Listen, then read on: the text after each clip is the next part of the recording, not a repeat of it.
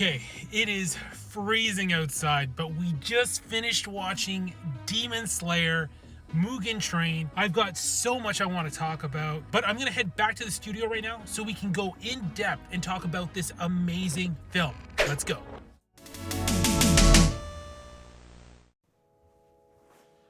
Alright, so now that I'm back here, we are going to go in depth about Demon Slayer, but this first section will be spoiler free. Then I will go into the more spoil filled part of the review later in the video, and I will warn you when spoilers are coming. So first, I had a ton of fun watching this movie. It wasted no time getting right into the action. This movie is about 1 hour and 50 minutes long, which is quite decent for a length of an anime film. Though they hit us with all the typical beats you would expect in a Demon Slayer movie. It has a lot of comedy, wholesome moments, and of course, amazing action sequences. Also, I made a video about how Demon Slayer got an R rating here in North America and got quite a few comments asking just how gory is the movie and does it actually deserve that R rating. So for any parents debating whether they want their kid to go see the movie, then my opinion is if you're okay with the first season of the anime and felt that level of fighting was acceptable, then the movie is no different. Yes, just like in the first season, they do cut heads off the demons, but it's not in a overly grotesque kind of way. It's usually quite fast and the demon starts to turn into dust almost immediately. So if you're okay with the scene like this, then there's really nothing to worry about because that's as bad as it gets. The movie, just like the anime, also doesn't have any sexual related topics or nudity, so I hope overall this helps any parents in making a decision on whether or not they feel this is acceptable to watch. So back to the spoiler-free part of the review, the movie opens up with our main characters Tanjiro, Zenitsu, and Inosuke all on the train, also with Rengoku, and it doesn't take long to see how hilarious of a character Rengoku actually is. Umai! He's incredibly odd with overemphasizing everything he says. It's quite funny to watch. The interactions between the characters is always amazing to see, and you grow to like them even further through the course of this movie. And just like the first season of the show, you can't help but feel the incredible emotion these characters portray. The visuals were also just as stunning as the show, if not even more so, since they had a bigger budget to work with, and Ufotable again knocks it out of the park with how beautiful everything looks on screen. I only had one major issue with the CGI, which I can't really say in the spoiler-free part of the review, but I will get into it later on if you want to stick around and watch the spoiler-filled part of the review, because I will go in depth with that specific part I'm talking about.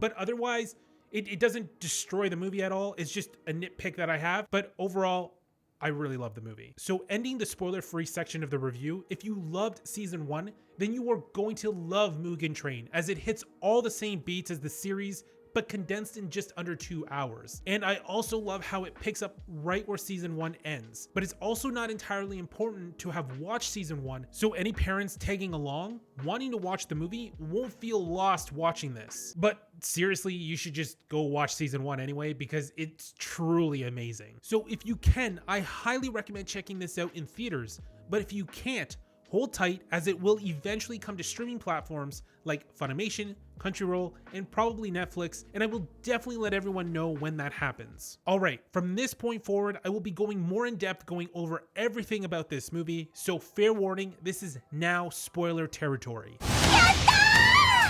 So we are on the train with everyone, and we have Tanjiro talking with Rengoku about his flammability with the sword. Rengoku, in his hilarious manner, provides absolutely no helpful information, but does mention everyone's abilities usually come from one of the elements like earth, fire, water, etc. But he has no idea as to why utilizing Tanjiro's dad's ability allowed him to utilize fire instead of water. Also, Rengoku just like on the spot tells Tanjiro to become his apprentice. Umai! So after Rengoku takes all those demons down, we notice they are all asleep, and we are introduced to our main villain, Enmu, who has the ability to put people to sleep and have them dream without ever waking up again. Tanjiro has a sad dream, pretty much a nightmare, being reminded of his family thinking they are still alive, while Zenitsu's dream was hilarious and made me burst out laughing. Seeing his dream was simply having alone time with Nezuko, running around thinking he's in love, and of course Inosuke's dream literally doesn't make any sense, which is what makes it so funny. While this is all happening, Nezuko notices that everyone's asleep and decides to help them wake back up using her blood fire technique, and now the action begins with Tanjiro squaring off with Enmu. And as Enmu keeps using his technique to put Tanjiro back to sleep, he is killing himself in the dream to wake back up. Tanjiro realizes killing himself in the dream will instantly bring him back. I love this entire sequence as it reminds me a lot of season 1 when he fights Rui, and his will and determination gets him to finally get the kill he was looking for. Demon Slayer always knows how to evoke the right emotions in these moments to show the willpower of our characters. Now, we think Enmu is dead because he got his head cut off, but of course, this doesn't actually work, and we find out he actually fused his life with the train itself. And, well, the CGI was looking pretty rough here. We can see this demon flesh kinda surrounding itself through the entirety of the train, which was done in all CGI. Then they cut to a scene that looked so ridiculous. It was basically a giant blob with this weird snake neck and Enmu's head on the end of it. And yeah, mine looks almost just as good as it did in the movie. Also, since this purple blob stuff took over the entire train, it reminded me of Snit.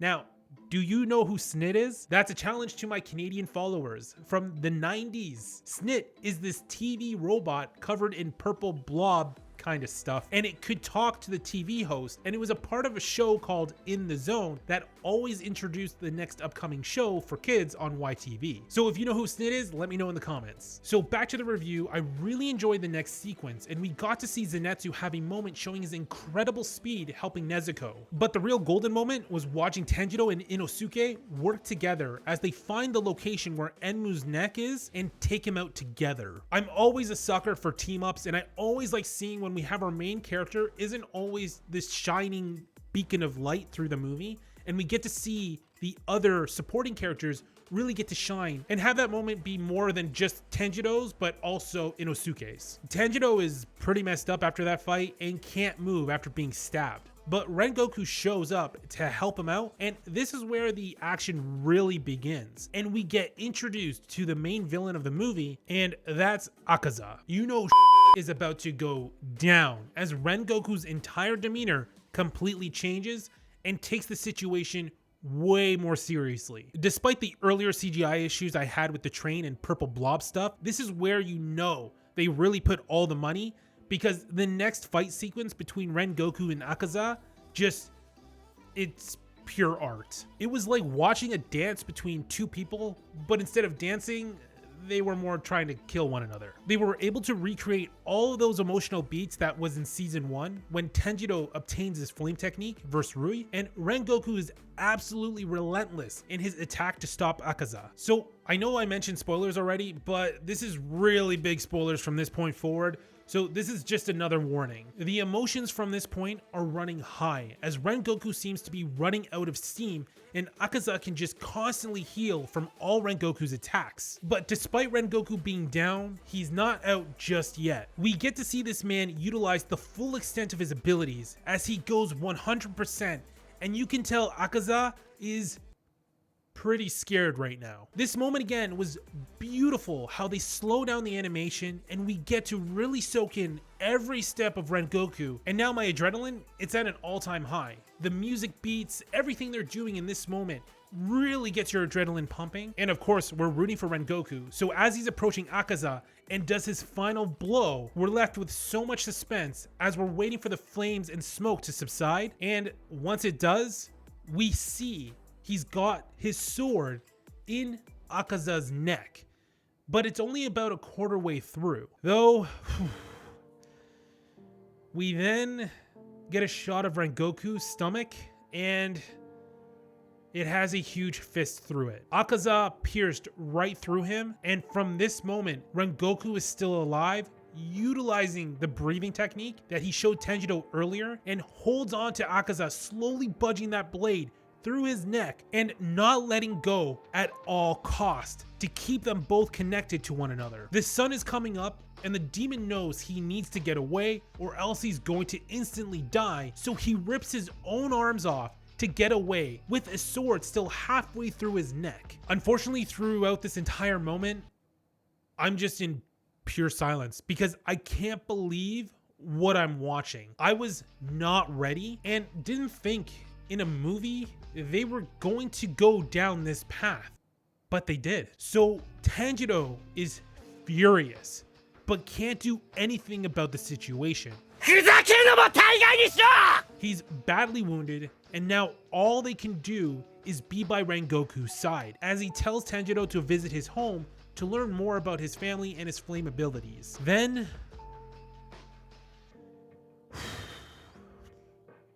Rengoku passes away, and we get quick shots of everyone to see their reaction as Tanjiro, Inosuke, and Zenitsu cry their hearts out, and this is a hard moment to watch and not feel emotionally invested in the situation. I was truly moved by the moment, and especially by Inosuke because he's always tough, but even in this moment, despite trying, he couldn't hold back his tears, but still tries to motivate everyone to move forward and keep training. He says one thing that I feel are words to live by, and that's when Tanjiro feels absolutely defeated, and no matter how much stronger Tanjiro gets, he realizes there's just a massive gap between him and Rengoku and thinks he can never achieve such levels. Inosuke then tells Tanjiro not to dwell on such weak thoughts. It doesn't do any good sitting there wondering about the maybes. Rengoku said he believed in us, so don't worry about anything other than living up to that. Everything dies and returns to the earth. Crying won't bring any of them back. No matter how frustrated you feel, no matter how miserable or how humiliated, you must keep on living. He says this while tears are pouring from his face, and you can't feel both happy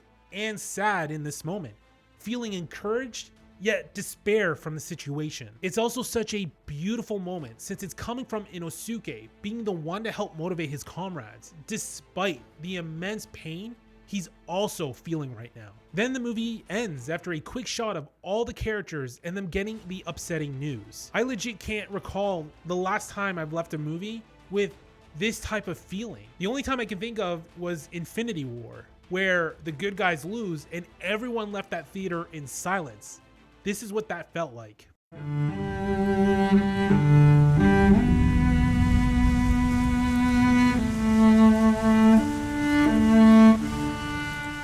And of course, Rengoku leaves this earth a hero, saving everyone on that train, and of course, saving Tanjiro and the others by simply sacrificing his own life. So I know that was a tough ending to handle, but let's quickly go over a few things in the movie that I had an issue with. I mentioned the CGI from the earlier fight, but it was also Zenitsu. He was barely in this movie.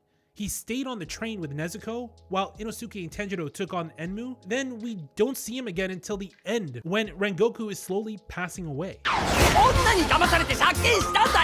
That's really it though. I would have enjoyed a few more scenes of Nezuko, but I think she had a few good moments through this film and played a vital role in helping everyone. And of course, she got all the head pats she could ever want from Tanjiro. I really enjoyed the pacing of the film and really like how they wasted no time getting straight into the movie, and it went from 0 to 100 real quick. Then it was basically non-stop action for most of the movie. So that's Demon Slayer Mugen Train. I hope you enjoyed this review, and I want to know, did you get a chance to watch the film yet? If so, what did you think? If not, when do you plan on seeing it? Let me know in the comments. I just want to give a big thank you. If you've watched up until this point, it truly means the world to me as I put a lot of work into these videos. And if you did enjoy this video, then consider subscribing. Liking the video also helps out a lot, and hit that notification bell so you can stay up to date when I drop my next big video. That's it for this one. See you in the next video.